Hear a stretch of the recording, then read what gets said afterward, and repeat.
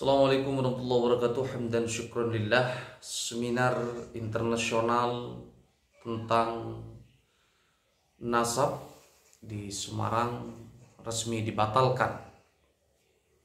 Tentu kita semua merasa kaget karena kampus yang seharusnya menjadi ruang diskusi yang merdeka, independen, sudah banyak terjadi intervensi kekuatan tertentu untuk menggagalkannya, apapun alasannya. Jadi sahabatku, kalau bisa kita tracing tentang kebebasan berpendapat di Indonesia, memang akhir-akhir ini mulai mengendur kembali. Dulu di zaman Orde Baru semua dikekang, seolah-olah yang boleh ngomong hanya jubir negara. Tetapi dengan adanya reformasi, era keterbukaan, era kebebasan, semua bebas menyampaikan pendapatnya. Tetapi akhir-akhir ini muncul kembali aturan-aturan yang sebenarnya mengekang. Ada beberapa kejadian di kampus kami. Saya alumni di salah satu kampus yang sangat luar biasa membedah berbagai macam persoalan. Dulu ada persoalan Syiah, Ahmadiyah, banyak sekali persoalan-persoalan di kampus itu dibedah. Tetapi akhir-akhir ini kebebasan itu sudah mulai terkekang. Artinya apa? Ya boleh berdiskusi, tapi harus sesuai dengan selera tuan, kira-kira begitulah. Termasuk mungkin di UIN Semarang ini, yang awalnya adalah kajian akademis, mendatangkan para tokoh, daripada ribut di medsos, mendingan berdiskusi secara sehat di kampus agar masyarakat bisa menilai mana yang harus diikuti, mana yang harus ditinggalkan. Tetapi lagi-lagi dengan mungkin alasan keamanan, alasan segala macam, diskusi yang sesungguhnya sangat netral, fair di ruang akademik, di ruang akademis, itu justru dibatalkan. Yang membatalkan jelas ada suratnya. Sahabat semuanya bisa cek ya, siapa yang membatalkan, alasannya apa.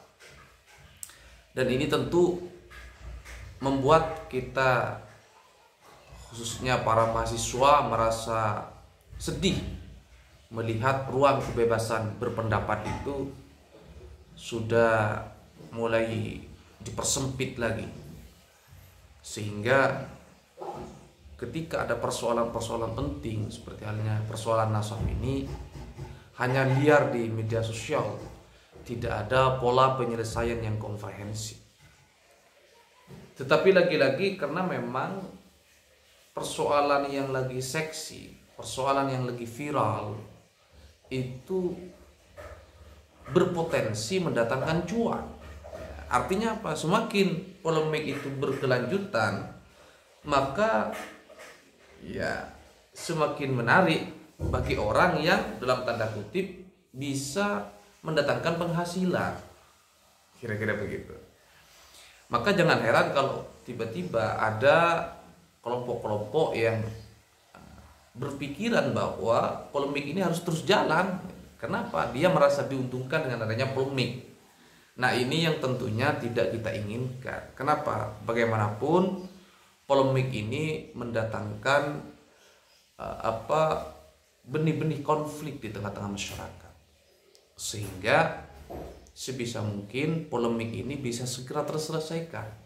Tetapi selesai itu ada kesimpulan gitu.